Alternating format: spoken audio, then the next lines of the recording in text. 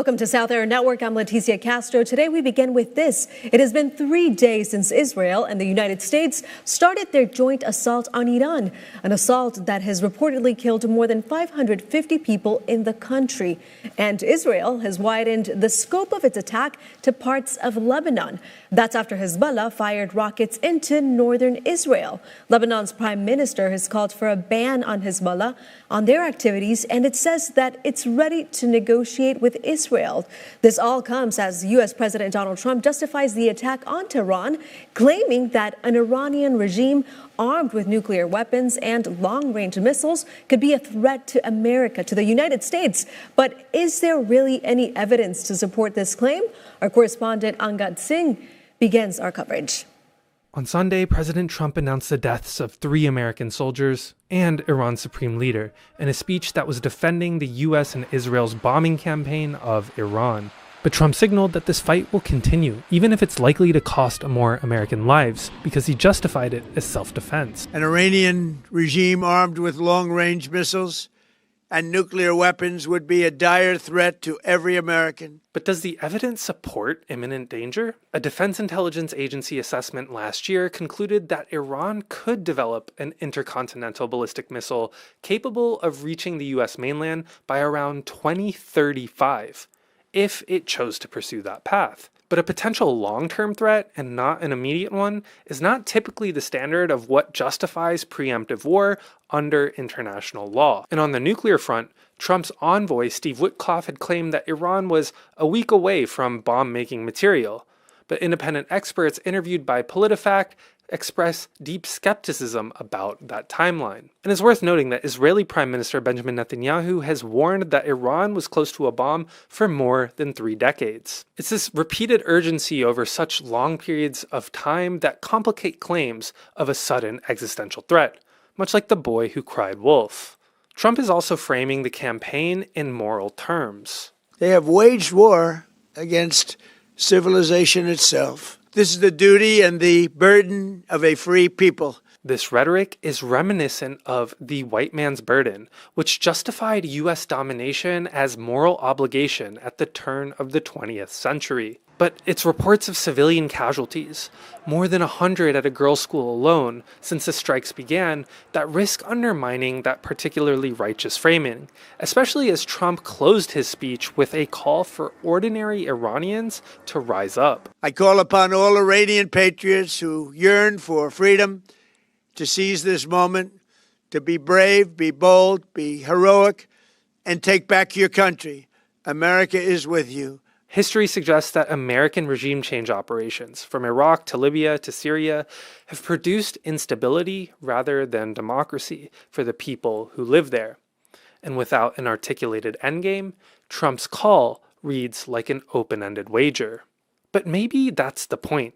Because beneath the stated reasons of self-defense, morality, and democracy that justify both this intervention now and the one in Venezuela months ago, there's another unstated common denominator. Trump has been going after oil-rich regimes whose biggest client was China, America's biggest adversary, who happens to be heavily reliant on imported oil. Thank you, Angad. That was my colleague reporting from the United States. Now, for more on this, let's bring in Khaled Kayati. He is a political science professor and of Iranian origin. He joins us now live from Linköping in Sweden. Thank you so much for joining us today. First off, Professor, based on Angad's reporting, what is the legal basis, if any, of this war?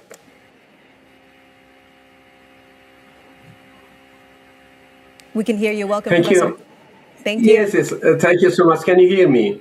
Yes, we can hear Yes, you. actually was speaking about a regime. So maybe we need to give some background of the regime. Is about actually 47 years of history of atrocity which experienced by a large number of Iranian people. A regime which is corrupted deeply because they have specific system of oligarchy in which military forces, they also hold the political position and economic position at the same time. So actually recently, just in the beginning of this year, in January, it was people protest in the streets, so we don't have official statistics, but we have certain figure which says that they have killed more than 30,000 of Iranian people. So for many people, after almost 50 years, it was a time for change, not only a superficial change, but fundamental change. But many people, or large number of people, including different ethnic groups inside Iran, like Baluchi and Kurds or Arabs, they just expect and waiting for this day would come. Right. I know. I understand that a lot of people waiting for that fundamental change, like you mentioned. Now, how is the death of the Ayatollah Khamenei perceived inside and outside of Iran?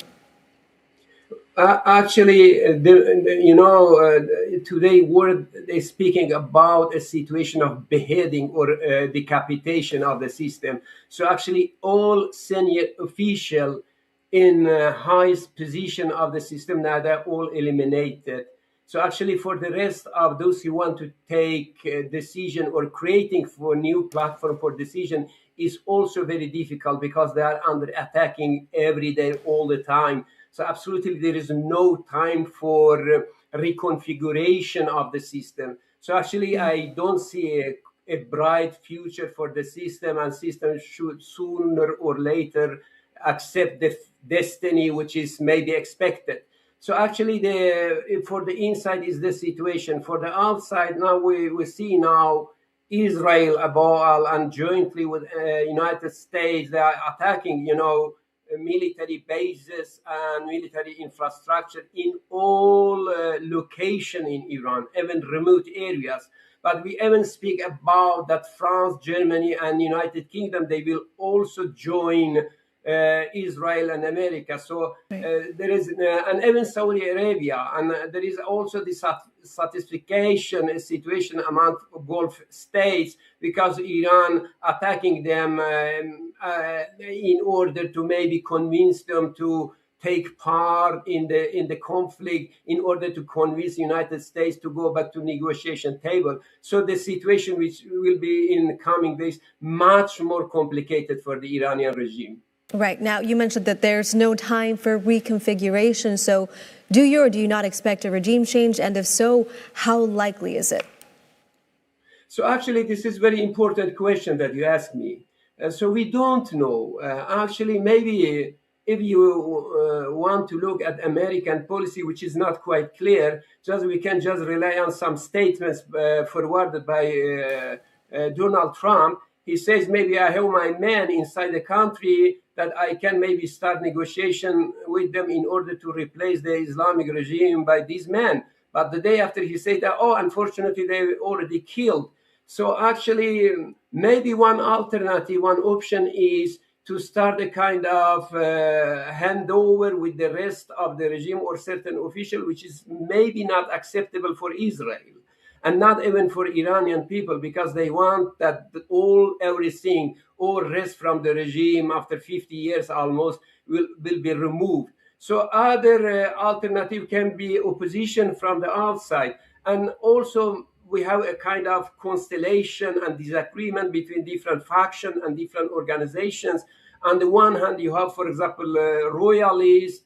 They have a specific view on Iran and maybe state building, and they mostly speak about one single state, unitary state, and no space, for example, for other groups and recognition for languages or cultures. And we have other Iranian, but at the same time, we have also those representative or organization who represent, for example, the ethno-national groups or communities inside Iran, like Kurdish organization. They are armed now, and are maybe they have already organized themselves, and they are on alert at the borders to receiving some signals in order to enter the Iranian territorium. So actually, and even the opposition is complicated, but one single positive I can see, Iranian people, including those ethno-national groups, they are highly educated people. Maybe they can find a kind of rational ground because they are rational people in order to maybe create a platform. Maybe tomorrow we have a conference in United States, and the outlook of the conference discussion, for example, the future constitution for the Iran. So there are plenty of options, but we don't know. But one single issue is very clear to me, which is both USA and Israel, they want to destroy. They want to demolish, for example, the existent, regime. But what do they have clearly, like for example, the case of Afghanistan in 2001 or Iraq in 2003? They don't have a clear package in order to replace the current regime of Iran. I know that you mentioned regional ground. Now, Iran is attacking several Gulf countries as well, not just Iran. Not just Israel. What is the strategy behind this? The strategy is behind this to creating a chaos, to creating actually a situation of uncertainty for those Gulf states. And Iran, maybe the objective is to get them involved and implicated in the conflict in order to make it much larger, because the Iran in physical terms or military manner, they don't have that much forces in order to reply or to resist the volume of the attacks. So maybe to certain extent, enlarge the conflict picture, enlarge the field of conflict, and try to get in, for example, those Gulf states, maybe because they are not used to have a war or conflict, they will be active in order to prevent it. But actually, this tactic is already played out, according to my understanding, because Saudi Arabia was also maybe said if they continue like that, they can come and take part in the conflict and be together with the attacking side. So this is the strategy and the tactic of Iran, which is, for me, is already failed. Inevitably, changes are coming. Thank you so much. That was Professor Khaled Kayati joining us live from Sweden. That's it from us for now, but we'll see you right at 16 GMT for our continued coverage right here on South Era Network.